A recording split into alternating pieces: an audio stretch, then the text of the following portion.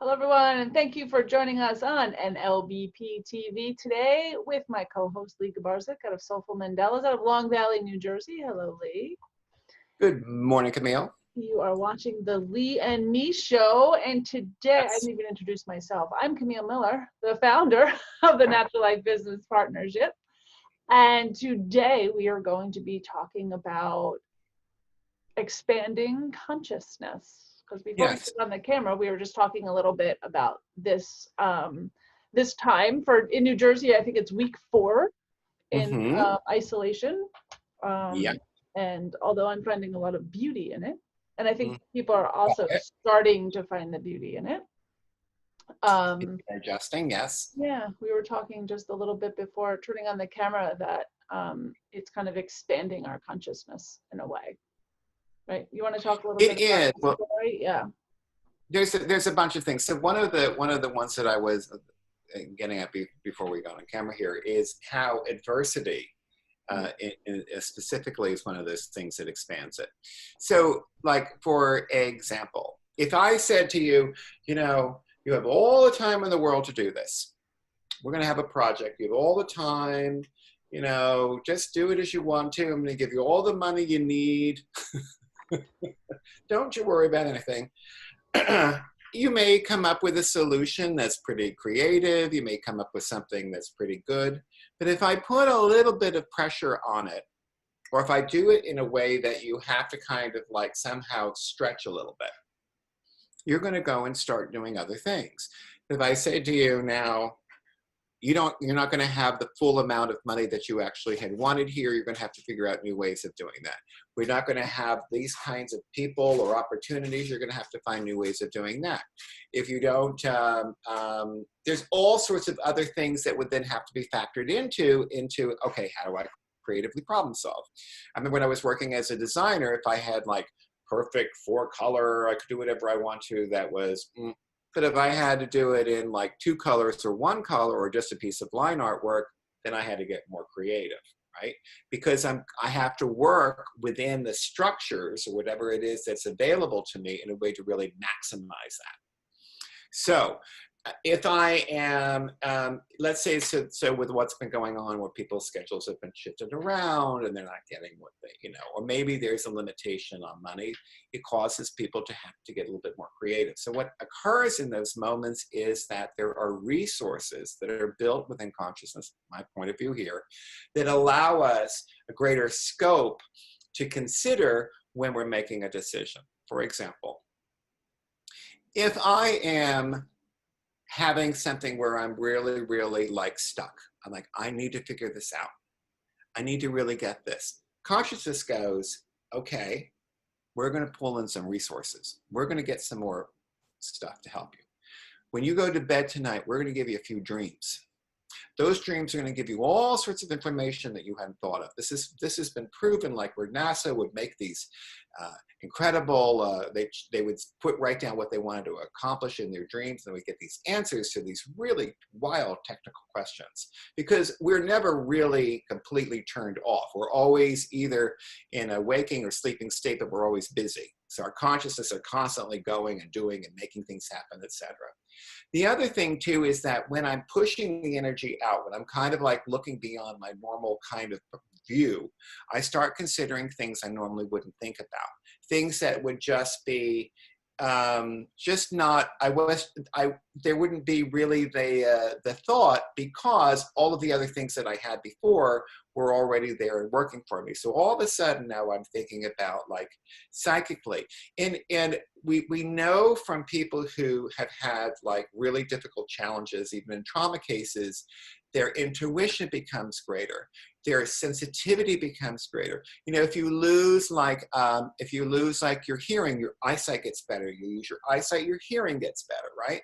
So that's another example of it. Or taste or discernment of all sorts starts happening, and people start adapting to this new challenge in a way that really allows them the opportunity to make better decisions. And another example of this even has to do with time. So, for example, if I'm like, and this is another thing I just find so fascinating, I think we touched on this before, if there's a crisis, right, and I'm like you know, I'm in the woods and there's a fire and I need to escape from the fire and there's trees falling and you know, I kind of like hurt myself or whatever. Consciousness is doing all sorts of incredible things. First of all, it slows the movie up. So I think that our normal is 32 frames per second, but we can go up to, I don't know, 150, 200 frames per second, meaning that our consciousness can slow, almost stop, consider like, I can't go that way, I gotta go this way, over there, I'm gonna dodge that, that's gonna come this way, and I'm gonna be good. So it gives us this incredible, it stretches really to accommodate this new challenge in a way that considers all sorts of options I normally would have never thought about. It's incredible how powerful from a sense of survival, even with like pain, right? So that how it stretches that way too, through the physical form. I have a wound that was happening, but I need to move because the fire is coming, or maybe there's an animal coming at me. The body turns off through adrenaline and a bunch of other things to pain till I'm ready to experience the pain. There are so many elements that go into it, and it's just incredibly amazing. So when I'm stuck and I'm thinking that, well, you know, it's impossible because I've always done this and it'll never work. No, it can expand. And I just have to let it be and let it expand and take in the information and then just notice that new way of looking at it. And from there, I can actually chart out a different kind of way of problem solving. I think it's almost like turning your brain off. When we talk about allowing, it's like when things come to you in a car, yes, right? Or in a shower, or yes, on your walk. You know, yes, because once you turn it off, that's where your subconscious or superconscious is allowing the answer to come in. yes. And There's an intention that's set because the pressure is in there, or the intention or the desire, if you would. The desire is really important here. Desire is such thing. I'm sure at some point they'll actually be able to measure that.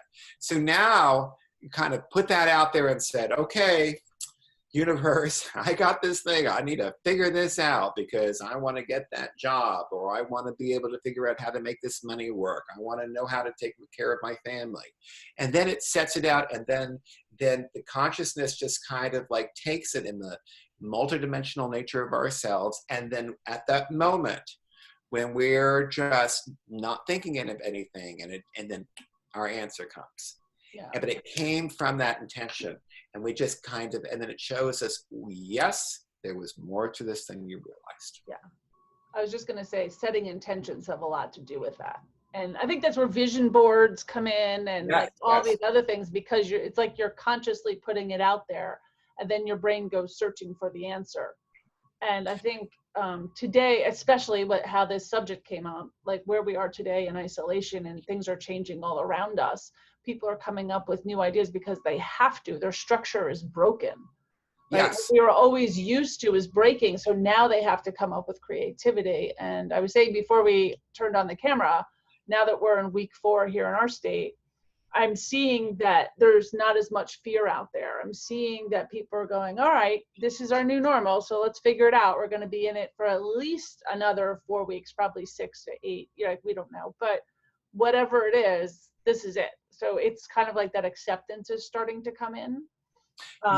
People that have been paralyzed for the last 3 weeks are now going, okay, I'm going to take it's just a baby step, but they're coming up with ideas. They're saying, okay, it's time to move forward. I'm going to try this new Facebook Live. I'm going to try this new payment system. I'm going to try whatever it is for them. Teaching a lot of people to do Zoom. Yes. Just kind of figuring it out. And I'm kind of doing the same, just kind of figuring out, all right, how can I help in the framework that we have right now? Yeah, one of the other things too is that I think where it can be kind of like more challenging for people within their own, if you're within their own thought process here, is that I can understand something intellectually. You can say to me, or maybe I'm working for somebody, I said, okay, well, you're fired now. And I get really, really upset, and I get really angry, and I'm really like, and I'm so like caught up in it, but I understand, I get it, I'm fired, and now I'm like angry.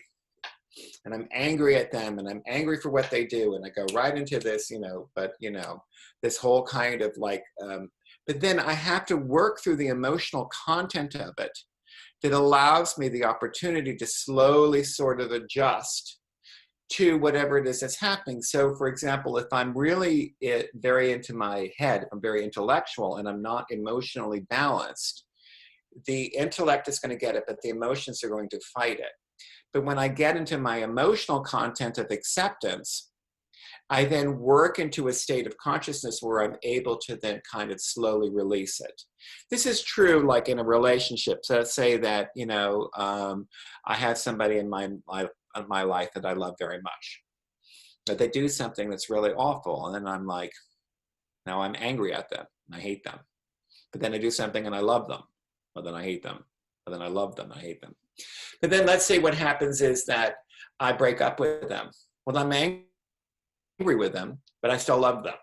So I'm in this kind of vortex of disagreement between what it is that I knew it to be and what it is that it currently is happening to be. And I have to work through that. And eventually I do. But part of this greater good, if you would, or part of this greater bit is when we move from all of the kinds of influences that are going on and the demands of, what kind of limitations there happens to be in this moment because I can't go out, or, I'm housebound, or I can't spend certain money because it's not coming in, et cetera, et cetera. What I can do is I can ask what is possible? What can I do? And I think that this kind of alignment between what it is that I say I value, what I say that matters, and what I say I actually do. See, if I have a relationship and I'm with somebody and, we've broken up, that's outside of me.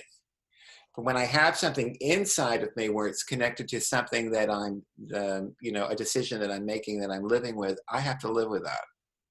And those decisions and that kind of part, particularly in the face of this sort of challenge, really can bring up and reflect my greater decision making and my greater identity, which is some of the things we've talked about. And that is where things can really, people can look 50 years back and say, I was really proud that I did that.